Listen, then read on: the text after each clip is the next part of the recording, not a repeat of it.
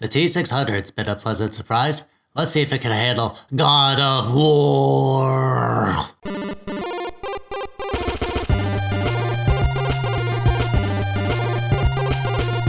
Oh, hello there. I'm TechDweeb. How you doing? Thanks for clicking on the video today. This is the Nvidia T600.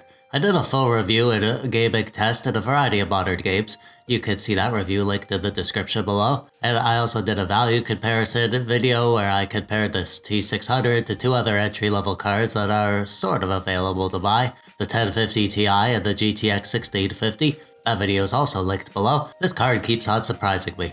For the price, it's a great value. And it's in stock, which is pretty amazing. I got mine from this store and you can see that it's... What? Out of stock? What the heck? This was in stock yesterday. Okay, who told the scalpers? This was supposed to be our little secret. A GPU you could use to game at a reasonable price and one you could actually buy. Well, I just hope that it's hungry gamers buying up all the T600s. Apparently it's getting harder and harder to find. I could still buy one here in Canada when I look around, but I expect the stock to dry up eventually. Still, if you need a new entry-level GPU to get gaming and you can find one, I suspect you'll be pleasantly surprised at how well it handles modern games. Speaking of which, let's play some God of War. On the T600, of course. God of War just came out, and it's a very graphically impressive game, and it's a port from the PlayStation, ported by Santa Monica Studio, which is just awesome. We've had a few amazing PS games ported to the PC, and they've all been really good. Horizon Zero Dawn, Death Stranding, Days Gone, these are the ones that I played, and I was really impressed at how well they ran on the PC. Usually console ports alone can be hit or miss. Just getting one that runs well and uses the PC's enhanced capabilities and control options with mouse and keyboard can sometimes be a roll of the dice. And what's impressed me most about the Sony ports is that not only do they run okay, they run great. And not only do they have adequate graphics and control options, they're actually fully featured. And the same goes with God of War. It's a great port as far as I can tell, and I've been really enjoying the game and testing it on various hardware.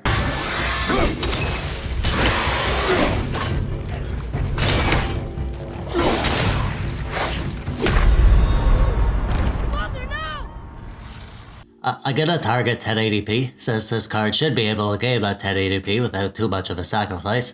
This game also supports DLSS and FSR, and as you may or may not know, this T600 does offer DLSS support, but I don't think you'll be using it, to be honest. I'll show you that in a bit. Let's just test the game on its own. 1080p original settings. This game has low, original, which I guess is the settings of the original PS4, but is pretty much medium settings here, high and ultra. We're not going to be playing at high or ultra on this card, I imagine, so let's start out with original settings at 1080p without scaling. And look at that, we're getting about 34 FPS average. That's not too bad at all for a third-person action game that you'll probably be playing with a controller. I would play like this. It stays at a solid FPS even when the action heats up, and the game looks really good at these settings. Although I think we could get more FPS if we tweak the settings, so let's see what we could do. I think we need to find an area where we could keep the camera stationary so we could compare apples to apples. Or Kratos to Kratos, rather. This little campfire seems good. Okay, so 1080p original, which is medium. At this camera angle, we're getting 34 FPS. That's good, so let's put the graphics down to low and see how we do. Alrighty, well, now we're up to 41 FPS. Not a huge change, but the graphics don't look that different either. Modern games, you know, they seem to look amazing even at the low settings. So you're not sacrificing much, to be honest, but you're not gaining much either. The textures of the models and the shadows, they all still look great. I want to put it up to high and see how it looks. Okay, so we went down to 26 FPS. It still looks pretty much the same, doesn't it? Does it look different? Let's switch back and forth. Oh yeah, on low settings the shadows are blurry and yeah, the textures are a bit less crisp, I guess. It's not drastically different, to be honest. I think it looks totally fine on low, and if you're getting way more FPS, that's what I'd go for. Or with original if you want the middle ground. Let's play around with the scaling. Like I said, this card can support DLSS on a software level, but it doesn't have the hardware to back it up. We actually get less FPS with it it's enabled, so don't use DLSS on the T600. But this game does have FSR, so let's give that a try. We'll go with the quality setting. Okay, good. We went up from 26 FPS to 33 FPS, so we could get a lot more performance with a pretty minimal picture quality decrease. Keep in mind we're still at the high settings here. Let's go back and forth. No FSR and FSR. Not bad. not bad at all. Okay, I want to see what happens when we turn FSR out to performance. We do get more FPS. We're getting a 36 FPS now, but the image quality is noticeably not as sharp. See, back and forth, here's the original, and here's performance FSR. Original, performance. This visual downgrade is not worth it in my opinion. Let's go back to the original settings and put on balanced FSR. Yeah, this looks really good. Yeah, it's not quite as crisp with FSR on, but it still looks plenty sharp and detailed. And look at that FPS. We're up to 48, and the game looks great. It's probably the sweet spot, but let's push it even further. What about if we put the setting back down to low, but we'll stick with balanced FSR? Okay, and now we're at above 60 FPS. Looks like we're hovering at around 64 FPS. Yeah, there is some detail loss in the shadows, but overall it still looks really great. Okay, so let's go back to our sweet spot of original settings, balanced FSR, and we'll run around a bit and see how it feels. Yeah, this is how I would personally choose to play. We're sacrificing some crispness in the resolution with the balanced FSR, but the game settings are on original, which is medium, so the shadows and textures are a bit higher resolution, and honestly, the FSR upscaling gives us a huge boost to the FPS, and it's barely noticeable while you're playing. It's the sort of thing you only notice when you're trying to see it. When you're playing the game, it totally feels like you're playing at a native 1080p. FSR gives us such a boost, it's kind of necessary on these lower end entry-level GPUs. If you're playing on a 1050 Ti or a 1650 or an older end card like a GTX 970 or AMD cards like the RX 570 or whatever, that's why FSR is great, because it lets lower end cards play games at higher FPS with only a tiny sacrifice in the sharpness of the video. Is way better than playing at a lower native resolution.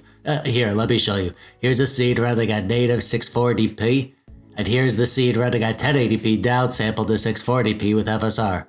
Look at the details of the crud on the rocks. I guess you could make the argument that non-FSR looks crisper, but it looks way more jaggy and chunky. And when you're zoomed out at 1080p, it feels way smoother with FSR on, in my opinion. I'm sorry. Do not be sorry. Be better. Yay! Oh, there you have it. The T600 can handle God of War decently enough. If you have a T600, or if you're looking to get one and you're wondering how it can handle brand new modern AAA titles, I don't think you'll be disappointed. For the time being at least. I don't think the performance of this card will stand up to modern games for years and years or anything, not without making some sacrifices to the visual quality or the resolution. Well, it gets the job done, which is all we really need right now, to be honest. If you can't find a T600, don't sweat it. I suspect there was a boom in the sales from famous YouTubers like me bringing attention to this card, so we probably have to be patient and wait for more stock. But this isn't the only decent entry-level card out there. Used 1050 Ti's and 1650s can still be found for a semi-reasonable price, especially if you buy them at your local market off sites like Facebook. And there's other entry-level GPUs you can get some good performance from that are still available. For example, these cheap workstation-style RX 560s that I see on Amazon. The GT 1030 can play modern games too. Check out my video on the GT 1030 for more info on that. So yeah, there's lots of options, and I know it's not nearly as easy as going to Amazon and picking whatever you want and getting it at a reasonable price. Trust me, nobody's more frustrated than me about the state of things. But we have to make the best of it. Stopgap solutions like the T600 or other workstation cards or used GPUs, these are the things that are getting us through the hard times. And there's good times ahead. The idea of free money from the mining bubble can't go on forever. And very soon, supply will catch up with the demand and you'll have all the choice in the world for your GPUs. That's the hope. That's my belief, at least. So save your money and play your huge backlog of older, less demanding PC games in the meantime while we wait for the good times to roll in. And that brings us to the end. Please let me know in the comments below. You have one of these cards, a T600? What do you think of it? Are you looking to get one? Are they available in your area? I'd love to hear from you down there. And while you're down there, give me a thumbs up if you like the video, or a thumbs down if you didn't like it for some reason. Subscribe so you don't miss any of my videos. I'm TechDweeb. Thanks for watching. Bye-bye.